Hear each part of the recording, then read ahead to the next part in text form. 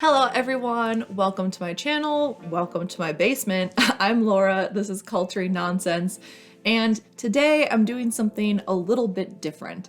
So sometime back in October, I made a video about the Fellowship of Friends and Robert Earl Burton and that weird little cult. And not too many people watched it, but I found it extremely fascinating, especially the part of the story where Robert Earl Burton wanted his followers to build a vineyard and a winery. Oh, Pushkin's coming down the stairs. Again, like I recommended before, if you want to do a super deep dive on this group, I'd recommend listening to Jennings Brown's podcast, Revelations. But what we're going to do today has to do with that vineyard because, as I said, they produced thousands of bottles of wine over a couple decades. And I would not suggest buying wine from their back catalog. The vineyard closed down production in 2015 and they have thousands of bottles left, but I would not support this cult in any way, in reasons we're going to get to a little bit later. However, being a person who enjoys wine, I was extremely fascinated by this story, fascinated about the fact that apparently it's good wine. So I found this guy, Gideon Beinstock, I think is how you say his name, and he was one of the people who was in charge of the vineyard production. He was able to get his hands on some of these bottles of wines. He took them, relabeled them, and sold them under his new label, Taken from Granite. There we go. So, Taken from Granite kind of is talking about the soil of Northern California. And I know from personal experience that area has really rocky soil. My mom, when we were getting ready to move, kind of landscaped the backyard a bit. And I remember her digging up these huge chunks of granite from the ground because they were just everywhere. So that's the type of soil environment that these grapes were raised in. So I want to try this bottle. It should have the Renaissance Vineyard cork in it, so you can tell for sure. But on the back here, you can see it says, Taken from Granite, 1997 Village, handpicked treasure from the golden age of the Renaissance Vineyard. So this is actually, I believe, the oldest wine that I will have ever tried as well, because it's, getting up pretty close to 25 years old. And on the cork here too, you can see it says 1997. Okay, I'm excited. Let's get our, it's not Christmas yet, but maybe Christmas glass.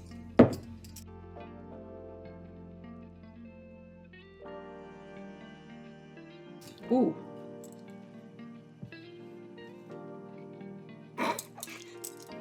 Well, apparently I didn't go down deep enough. That's embarrassing.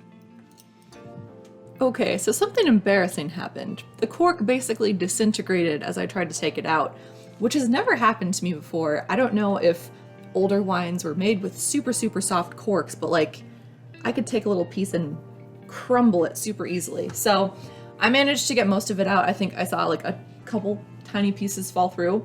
So I just have this very fine mesh strainer that I'm gonna put in here to basically catch it. So I think that should solve the problem.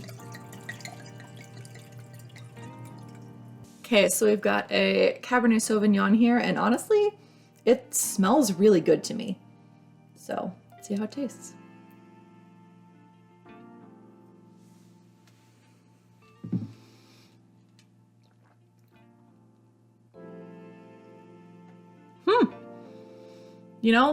I like that a lot. Sometimes, I like the dry Cabernet Sauvignons, but sometimes they can be too dry. And I'm not a wine expert, but this tastes really good to me. So I guess good job, Renaissance Vineyards. If anyone would like to try this cult wine but doesn't want to support Renaissance Vineyards, I can give you a link to the independent wine store where I bought this bottle and had it shipped to me. I'll put that in the description below. Now, besides just having this fun little tasting, I wanted to continue talking about the Fellowship of Friends because, as I mentioned, I was listening to a podcast with 3 years of investigative journalism, and it was really interesting. Last time we talked about the allegations of sexual abuse that were rampant in the Fellowship of Friends through the 1990s. And since then, the tactics of Robert Earl Burton seem to have changed. He, of course, is still abusing people. However, it's taken an even more sinister turn, I think, because they've really focused on immigration. There are Fellowship of Friends members from all over the world, and an interesting thing that we didn't talk about last time is the way that some of these friends are found. I guess the Fellowship members from all over the place would go to used bookstores, and they would put, bookmarks in different books that would say things like, come join our meeting. They'd choose philosophical texts or something that they might want their prospective members to be reading, something that they approved of. And they'd put in these little bookmarks to say, come to this study group for these type of people. And they would get certain people in that way with very lavish dinners. Unfortunately, part of this international aspect also had to do with luring unsuspected or underprivileged people to the US. Sometimes Robert would go and find these men, often from poor areas of Eastern Europe. I think Romania especially was mentioned. And he would offer to have them come back to the United States with a type of visa, I believe, that has to do with, being part of a church. So you'd have like a minister's visa. So he would say, come to the United States, you can be part of our group. And really, this was just a way for him to groom a lot of these men for sexual exploitation. And eventually he would be involved with, dozens, if not more, of these young men who came from other countries wanting a better life, wanting to be able to live in the United States. And now they're essentially trapped because if they leave Apollo, if they leave the Fellowship of Friends, their visas would be revoked and they'd have to go back to less than ideal circumstances. Apparently, there was one night of this kind of sex festival he had where there are different reports from different guys that he had sex with between 70 and 100 different men in this one day, in this kind of marathon session, and they all kind of just were waiting for their time to be called during the day. Incredibly abusive. Like I said, his grooming tactics would take years, and these people are convinced that he is somewhat divine. I'm honestly very surprised at Robert Earl Burton's stamina at this point because, like I mentioned in my last video, I believe he's in his 80s now, and at times he kind of doesn't seem like he's all there. He has a number 2 in command who sometimes interprets what he says, and when Robert Earl Burton passes on, it will be interesting to see if this number 2 is able to surpass him as the head of the organization, or if it's going to crumble. That's all I wanted to say. This wasn't really a huge deep dive. It was just a little bit of more information with an interesting gimmick.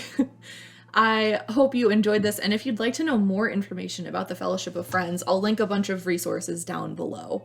With that being said, like this video if you like it, subscribe to the channel if you want, and I will see you all in my next video. Have a great day. Bye.